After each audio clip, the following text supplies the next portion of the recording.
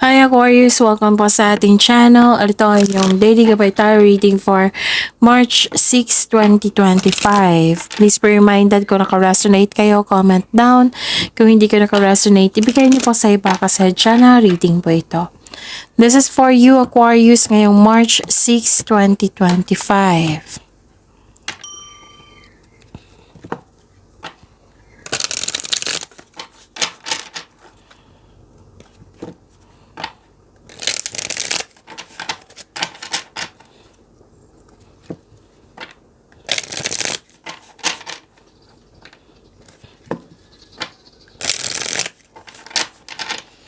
Para po ito sa inyo Aquarius ngayong March 6, 2025.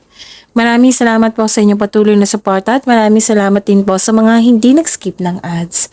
Gamitin ang reading na ito bilang gabay lamang sa mga hindi pa nag-subscribe. Subscribe na po kayo at click bell notification para malaman nyo na may bago tayong video. Para sa mga gustong magpa-reading po, may lumabas dyan sa screen nyo ngayon. Panoorin nyo po at sundin ang instruction. Spirit Guide, mga ganap po para kay Aquarius ngayong March 6, 2025. I need 3 cards po.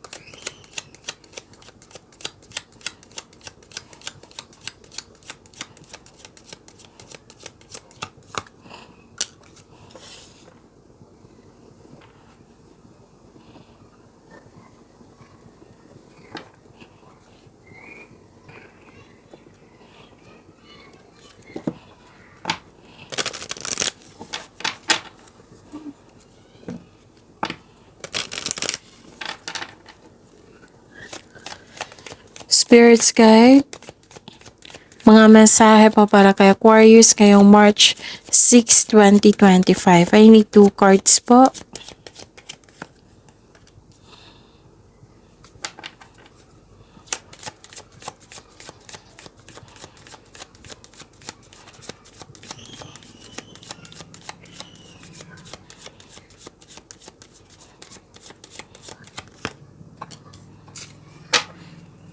Okay, Aquarius. Ngayong March 6, 2025, dalawang card na po nagsabi dito na may new beginning. Actually, this is ending with new beginning. May nakita kong closure dito, end of contract, may natapos, may separation. Maraming case sa separation ha. Pwedeng tumiwalag ka or umiiwas ka.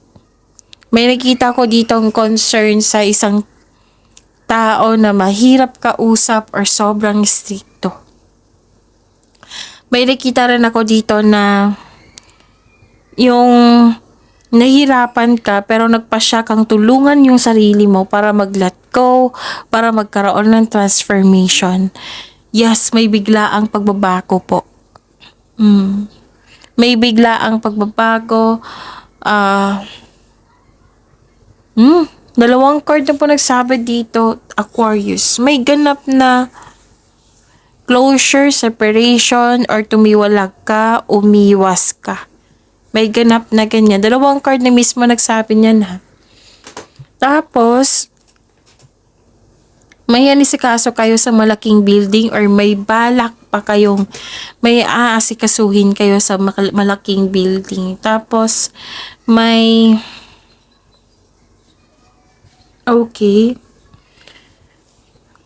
may mahirap kausap dito. Mataas ang ego. Mahirap kausap. Yes. Mataas ang ego. Mahirap kausap. Nag-overthink kayo, Aquarius. Nung isang araw pa to. So, you should stop overthinking kasi nakaka-drain ito ng energy. Kung mag-overthink kasi kayo, Aquarius, hindi kayo makagawa ng solusyon. Kasi may paulit-ulit kang iniisip na hindi mo bigyan ng solusyon. So, You should stop overthinking. Kasi pag mahina ka, hindi ka makagawa ng solusyon yan. Nakita ko dito yung doubt, hesitation, naguguluhan ka, pwedeng sa sitwasyon or sa isang tao. Nagkaroon ng stress, anxiety, hesitation, doubt. Yan na nakikita ko. May fear din. May fear. So, sana'y ma-overcome nyo ito. Okay?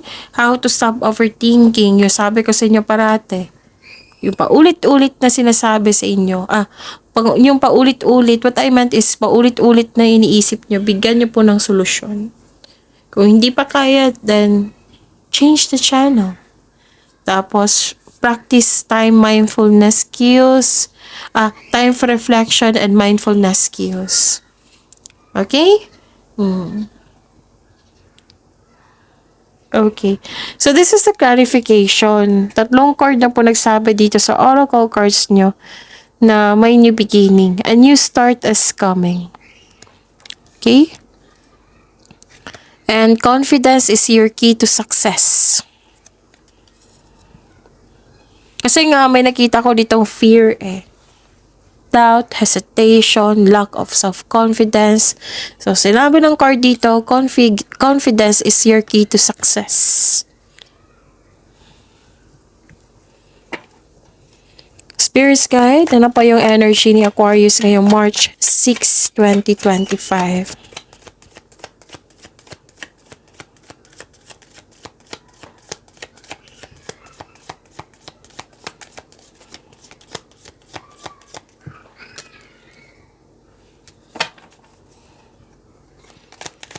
The clarification of this card po.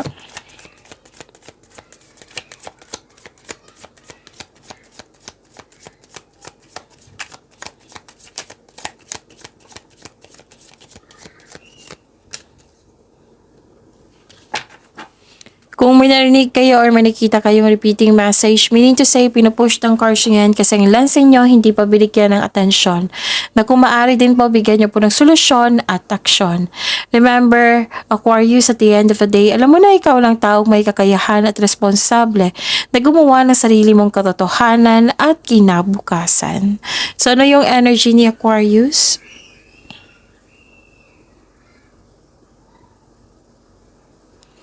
Nakita ko dito na nagkaroon po ng nostalgia. You're living in the past. May inaalala ka sa nakaraan or sa childhood mo na yung sabi mo dito mas better pa yung noon kaysa ngayon. Pwede din may unexpected visitor kayo or may unexpected na tumawag sa iyo, nag-message sa iyo, na bigla mong naalala yung nakaraan. So, ang sabi ng card niyo po dito, let the memories rest. These people have no place in your future. Just now, learn from the past. What I meant is, learn from the past, move on. Try something new sa present and para may expectation kayong better outcome sa future. Baka kasi sa kakalook back natin sa nakaraan, naging stagnant na yung present po. Paano na kaya yung future? So, leave the past behind. Learn from the past and move on. Mag-focus kayo sa present, sa makontrol nyo. Huwag kayo mag-focus sa hindi nyo makontrol. Okay? At nakikita ko dito na may victory. Mahigit pa to sa success. Claim nyo po ito, Aquarius. Na kontrolado na. Mas lumawak yung ambisyon mo sa buhay. May structure nga dito. Maaring magpatayo ka ng structure or bahay po. Tapos, nakita ko dito yung personal power. You are inspired in action po. Aquarius. So, maaring maging kampante ka kung anong sitwasyon kayo ngayon. Maaring may makapangyarihang tao na magiging malakas ang kanyang influence para tulungan ka. Tapos, own your space with confidence. Kung ikaw ay nag-aantay ng sign to take is part to your goals, this is the sign. This is it. This is the sign. So, build your own rules. So, claim this victory po kasi mahigit pa to sa success. Spirits Guide, Career and Money po ni Aquarius ngayong March 6, 2025.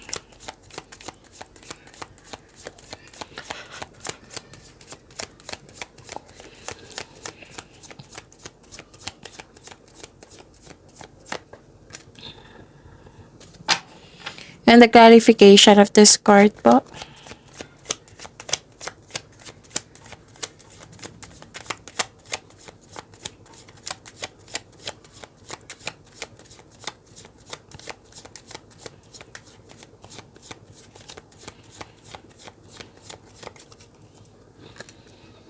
Okay.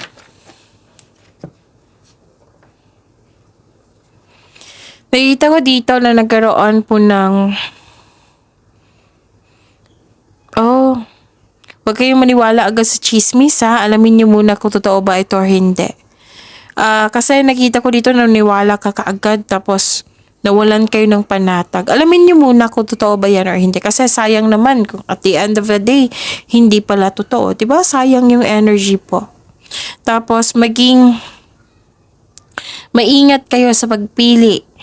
Maingat kayo sa pagpili, maging maingat kayo sa paggawa ng plano. Siguraduhin konkretong plano yan. Huwag po daw kayo magpabaya.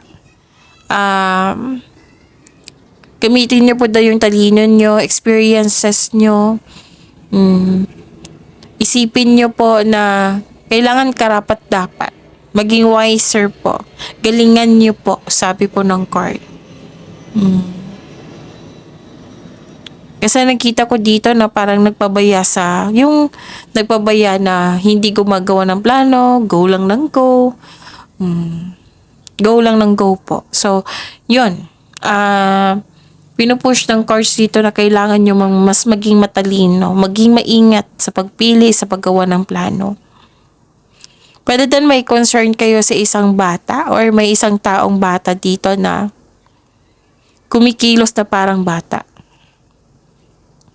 Again, may isang bata dito sa inyong buhay or isang taong kumikilos na parang bata. Nagre-reklamo siya tungkol sa kanilang mga responsibilidad. Yung mas nauna pa yung reklamo niya kaysa gawin niya yung responsibilidad niya.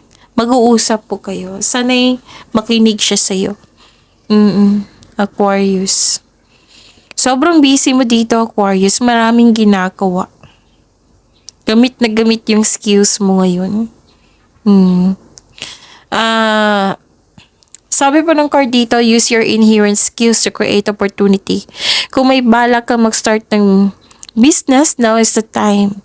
So, may negotiation dito Kahit any negotiation, like mag-deal kayo, magkaroon kayo basta may usapan dito na negotiation na regarding sa career and money. Pwedeng kontrata din ito or pag-raise ng kita, sweldo, allowance. Yes, may nakita kong dito, pag-angat, pag-level up. May nakita kong signing of contract. So, claim niyo po ito. So, your manifest is granted po. Yes. Nag-manifest ka dito, granted po, may parating na blessings. This is to remind you na this coming opportunity will be used for clear intention. So, nakikita ko dito na you're a very talented person. Lahat gagawin para makuha ang gusto. So, please know that you are divinely guided, Aquarius. With the divine assistance, all things are possible po. You can make your imagination real. Okay? So, yung manifestation nyo mag-grant. Ang ganda kasi may signing of contract. Okay? Spirits Guide, Love Life, Self-Love, Partnership, and Romance, Aquarius ngayong March 6, 2025.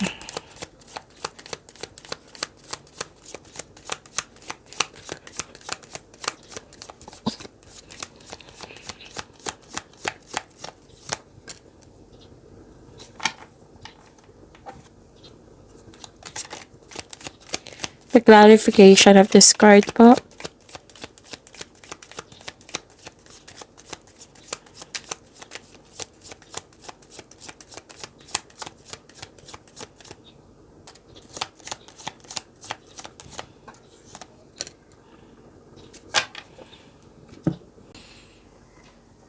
May nakita ko ditong but before that, maraming salamat po sa patuloy na tiwala at suporta sa ating channel at maraming salamat din po sa mga hindi nag-skip ng ads.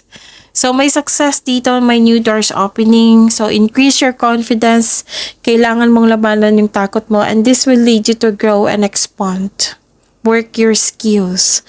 So spend time with the people who inspire and motivate you. Yung nagbibigay na inspirasyon sa iyo, nag-spend time ka sa kanila. May sinasabi rin dito na makakatagpo ka ng partner through friends connection. Excuse me. Para sa mga relasyon sa buhay mag-asawa, this card tells you na mas mag-grow pa ang inyong relasyon. May plano din kayo mag-travel or mag-decorate kayo sa inyong bahay. This is growth and expansion. Itong pagbibigay mo ng time sa inyong partner, magiging maganda ang inyong connection. Kasi yung nagbibigay ka ng dito ng paraan, gumagawa kayo ng paraan para mas magiging healthy yung connection nyo. Like yung travel, yung pagkaroon ng bonding para mag-decorate sa bahay. Okay, so nag-spend time kayo sa mga taong nagbibigay ng inspirasyon sa iyo. Okay? Tapos nag-move on ka dito. Nag-move on ka. Okay. Nag-move on ka, you're embarking on a healing journey. May paglalakbay, may invitasyon na kailangan mong pumunta, may relocation, travel sa ibang lugar, lipat bahay, or bakasyon. Marami kang dalang hinanakit, naghahanap ka ng solusyon sa problema. So be patient, papunta ka na sa paroroonan mo. Pwede yung sinabi ko sa inyo kanina dito sa oracle reading na, anong tawag nito? Oo. Pwede na yung sabi dito na umiiwas ka sa taong toxic or sa toxic place. Mismo kayo, tinulungan yung sarili nyo para magkaroon ng healing.